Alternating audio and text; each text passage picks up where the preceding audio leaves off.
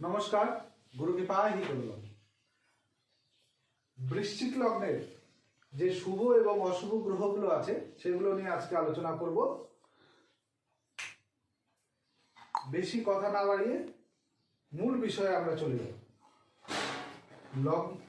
বৃশ্চিক লগ্নের লগ্নপতি মঙ্গল এবং ষষ্ঠপতিও মঙ্গল।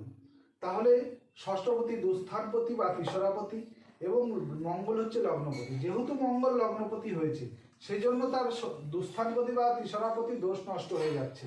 সেই জন্য মঙ্গলকে আমরা শুভ গ্রহের জায়গায় নিয়ে আসব।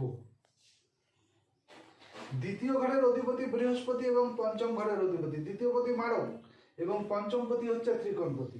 তাহলে পঞ্চমপতি হওয়ার কারণে বৃহস্পতি পঞ্চমপতি হওয়ার কারণে শুভ গ্রহ, কিন্তু এই বৃহস্পতির মধ্যে অর্থাৎ বৃশ্চিক লগ্নের বৃহস্পতির মধ্যে মারকত্ব দোষ থাকবে, যেহেতু দ্বিতীয় ঘরের অধিপতি।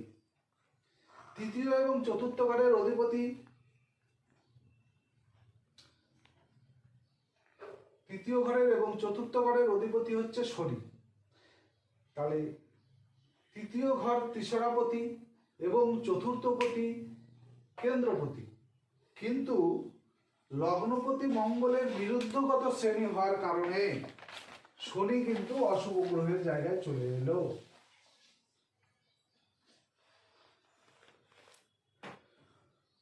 সপ্তম ঘরের অধিপতি এবং দ্বাদশ ঘরের অধিপতি অর্থাৎ মারকপতি এবং দ্বাদশপতি হিসাবে শুক্র অশুভ গ্রহ।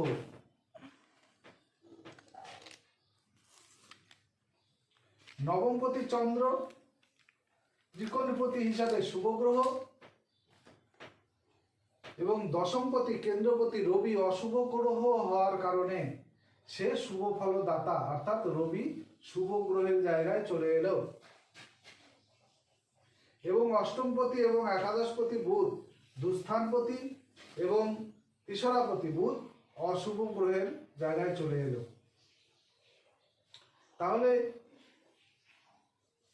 পঞ্চমপতি বৃহস্পতি যোগকারক এবং চন্দ্র যোগকারক, রবি যোগকারক যোগকারক গ্রহ হিসাবে বিবেচিত হবে। নমস্কার।